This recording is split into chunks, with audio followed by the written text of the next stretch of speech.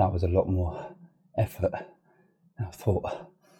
It also doesn't help the fact of where the boiler's situated. It's very tight in there. Literally just broke off in bits. I mean, it usually breaks off, but I was struggling to get out one of the clips at the back there. I think it was this one. It snapped and it got caught on the back.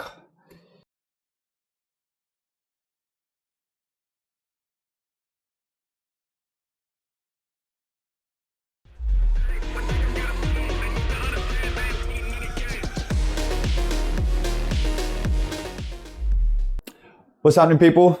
Thanks for tuning back into today's video. If you're new to the channel, welcome. If you're a returning viewer, welcome as well. It's Sunday morning, you know the deal. House is a mess. Kids have been up, doing their thing. Nikki's just taken her in for his Kung Fu class. She should be back soon. Jessica's just gone down for her morning nap, so I've got a few minutes to try and get this intro video done. Got my chicken curry simmering away, ready for this week's meal prep. If only you could smell that. But today's video is a mixed bag of a few breakdowns. We have one of those jobs where you've done it loads of times before and you know what you're doing and it just doesn't go to plan. And then you end up just huffing and puffing and swearing and sweating and just thinking, oh, why? And it wasn't due to the fact of taking any shortcuts or trying anything new. It was just one of those jobs where you go in and you think, yep, I've done this loads of times before. Shouldn't take me that long. And it just takes you a lot longer than you imagine. And then you try doing all sorts of different things and hopefully you get it done. I'm sure we've all been there. I'm sure you've all been there as well. But it is what it is. Don't forget to like and subscribe on today's video. I hope you enjoy it and I will see you guys all soon. Thanks for tuning in again. Howdy. I'm at this job where I've got to come and investigate a flue on a vaillant. A colleague of mine came here a couple of days ago. He's given the boiler full service. There was an F52 or F53 error code, so he's replaced the mass flow sensor as well. However, when he was doing his flue integrity check, he was picking up 400 ppm in the air intake side. Now, he's not touched the flue or anything like that. He said he done a sweep test around the turret of the flue from the inside. Wasn't picking up any readings or anything like that. I'm not sure where this ppm is coming in from. He didn't have time to investigate further, so he's asked me to basically come in and have a look and see if I can sort it. First thing I'm going to do, I'm going to go inside, I'm going to run the boiler, I'm going to put my analyzer in, see what's going on, and then step-by-step process. If I need to take the flue apart, I can take the flue apart. I've got flue seals with me, I've got turret seals with me, so I should be able to resolve this issue if it's anything. If I need to get new flue, I should be able to pick a flue up from somewhere local and get it replaced. But let's go inside. Let's go inside and have a look. And hopefully I won't get my words muddled up. Let's go.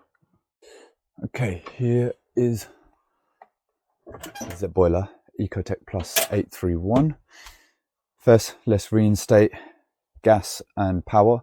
Turn it on, get the analyzer on, and see what happens first.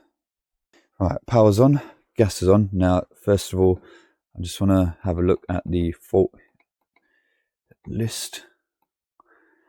See what error codes we've had. Fault list, F53,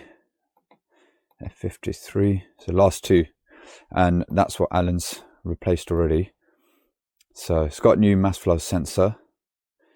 What did I want to check next? Install level. I want to get rid of that spanner symbol. So what I'm also going to do is a gas family check. So we have natural gas. So let's just let it run through a gas family check. Once that's done, then I'll put the boiler into maximum rate, and I've got an analyzer ready and we can start doing our checks. Okay, so I've just put the boiler into maximum rate, doing a flue integrity check first, and Alan said that he was picking up like over 400 ppm on the air intake side, which is extremely high, like regardless, but even more so on the air intake side. However, that's running now, and that's looking clean. It's not picking up any ppm. That is spot on. So look, timestamp 9:45. I'm not going to obviously keep recording. I'm going to let it run for a few minutes, but timestamp 9:45. We'll come back to this in a few minutes and see if that's changed at all. Right, timestamp 9:48. Still got 0 ppm. That's still running at maximum rate. Still doing the fluid integrity check. Now I'll actually do the combustion side and see what's going on there. So the fluid integrity is fine. I don't know what happened when Alan was doing his checks, but it's 0 ppm after 3 minutes. So the fluid's fine. Let's check the combustion side. Okay, so we're on the combustion side now, and the readings seem to be okay. ppm is climbing a little bit high, but it's still within tolerances. So I'm going to let that run for a few minutes and see if that settles. And if not, might just need to adjust the gas flow, because Alan's done a full service on this. He's cleaned out the main heat exchanger and everything. So that it doesn't need stripping out. It may be when you change the mass flow sensor, you might just need to set up the gas valve a bit, or it might be okay. I mean, you know, look, it's starting to slow down. We're at about 140 ppm, 9.7 CO2, roughly 0.0015 on the ratio. So it's not actually looking that bad. Let it run for a few minutes, like I said, and just make sure that everything is within tolerances. And if it is, then no problems. We're out of here. Right, this is looking much better now. I've been tweaking the adjustment on the mass flow sensor, because on these Ecotech Pluses, you don't have an adjustment point on the gas valve itself. The adjustment point is on the mass flow sensor. So it's a 2.5 Allen key there.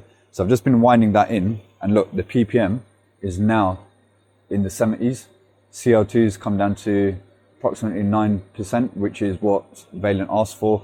And even the ratios come down to 0009 as well. It's looking good. I'm gonna let that settle down.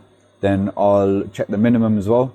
And then I'll finish up. As long as that's all good, I'll finish up with the rest of my 26.9 checks, and then give the boiler a seal of approval and just carry on with my day. Just doing my minimum rate. And even that's fallen in line. Got 4 ppm. It's hovering around sort of 8.7 CO2, and ratio is all zeros. Happy days. Can leave this boiler up and running. And yeah, I haven't got anything else booked in for today, because today's my day to do the school run stuff. So I just done this one quickly. If another call out comes in, then if I've got time, I'll go and do it. If not, I'm going to go gym, then go home, do some life admin stuff, then go pick up the boy, take him to my mum and dad's. My mum's new phone comes today, so I'll probably help her set that up, and then pick up the baby, and then bring both kids home, because Nick is in the office today, and try and get them to go to sleep. Thank you for listening to me waffle on, and see you guys soon. Okay, I'm in my gym attire because I went to the gym after that first job in the morning, because I didn't have anything else booked in. And then as I finished the gym, my mate Jordan from JRD, you might have, if I'd put the video up, then you'll know of him. I fit a Wiesmann 111 with him, and he lives all the way on the west side of London. His nan lived literally around the corner from me, on the same road as the Aldi where I do my weekly shop. So he called me saying that they've got a problem, heating won't turn off. It's off by the stat downstairs, but I can see the pump is still running, and it looks like Jordan has actually set it up correctly on the proportional pressure settings as well. So we do have heating on from here. So even if I turn that off from here, so look, the boiler's currently got a demand. So let's turn the hot water off. Okay, so that seems to have killed the demand. pump is still on, but that might just be on pump overrun. That's still open. So if I turn heating off, that's still staying on. Now if I put hot water on, that springs back. And if I put the heating on from here, look, it's trying to, no, I don't think it's actually motoring up. I think what's happened is the spindle has got stuck because that,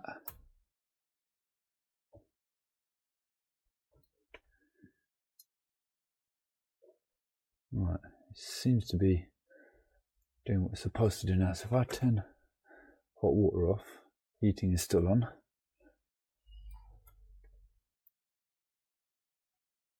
Yeah, look. That shouldn't be on because the stat's off. So I've got a feeling maybe the spindle might be jammed on there. So let's get the head off and see what's going on. Right, whip the head off. That's moving nice and freely. This, yeah, I think it's the synchro motor that's gone on there. Well, we shouldn't even be getting a demand whatsoever on there. It might be the stat. So we've got heating on there. Right, I think what I'm going to do, I'm going to open up the wiring center and I'm going to see. Because if I do that, that just seems to be wanting to just keep going down. No, it's doing that. So I don't know. Right, let's whip up on the wiring center and see. Okay, look. So we can't have demand on there. I reckon it's that synchro motor, you know. Let me turn the stat up and see if that does something. Or just change the synchro motor. I think the synchro motor, because that's moving nice and freely. So I reckon that's had it. So let me go and get one out of the van, swap it over. That should be sweet.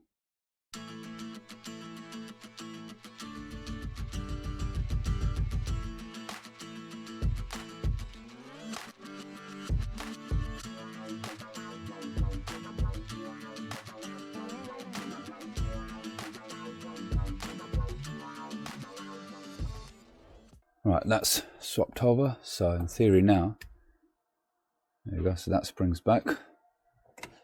The thermostat has been turned up from downstairs, so now let's power everything back on. Looks like I'm going to need to set the times on that again, but that's fine. So let's just put heating on continuous for now. And see, yeah, look, there we go. That's giving it a demand. Yep. Pumps come on. Boiler's ready to go. And now, if I turn that off, obviously it's a 3-port, so it's going to stay in the last known position until we give it a hot water demand, and then that should spring back beautifully.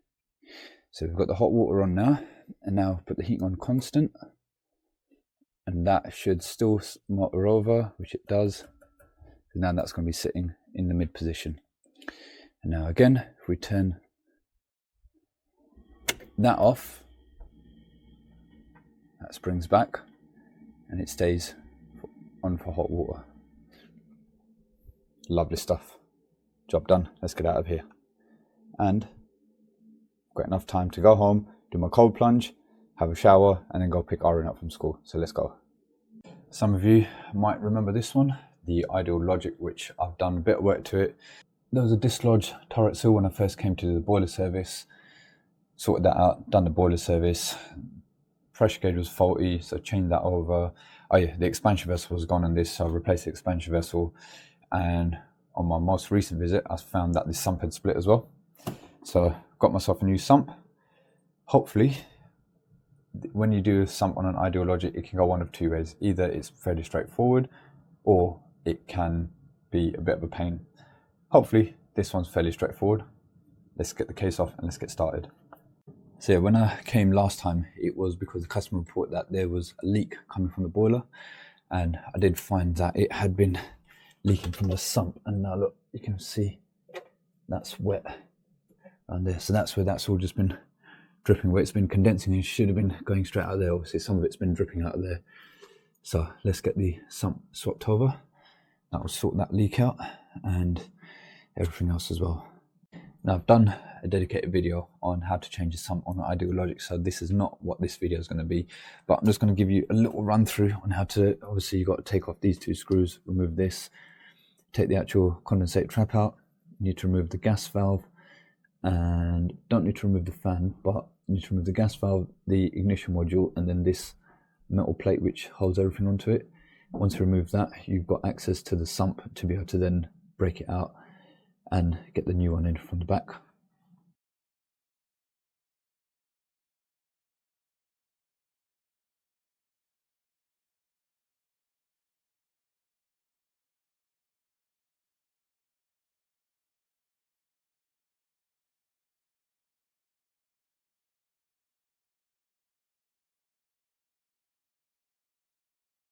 Right, I'm struggling to get that out of the bunk because I've got the camera set up here and I can't sort of maneuver around it, so I'm going to move the camera over. I'm going to break that out. You can see most of it's out anyway, it's just the bits at the back. So let me break that out and then I'll come back to it. Just need a bit more room to work. Right, that was a lot more effort than I thought. It also doesn't help the fact of where the boiler is situated is very tight in there. Literally just broke off in bits. I mean, usually breaks off, but I was struggling to get out one of the clips at the back there. I think it was this one. It snapped and it got caught on the back. But yeah, I've got all the bits out. I'm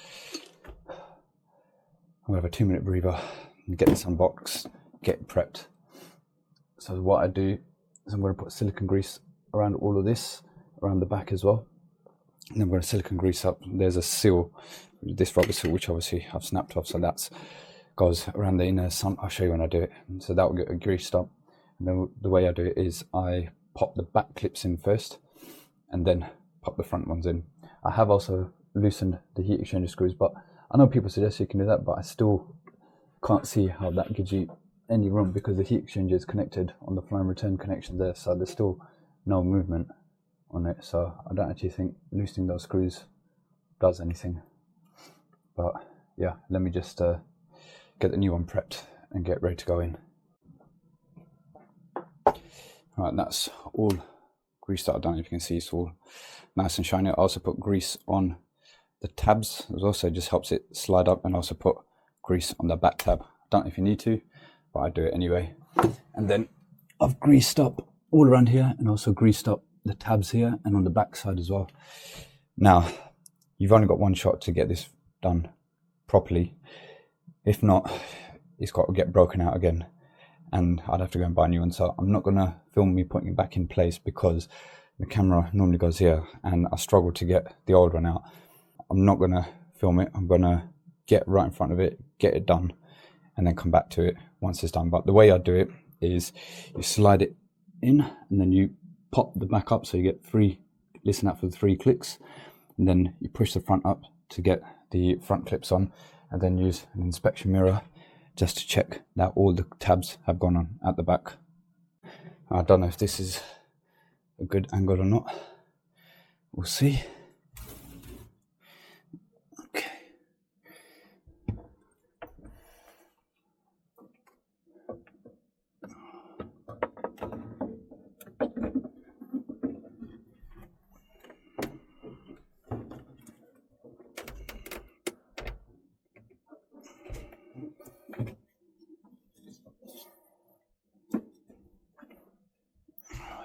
It's so bloody tight in here.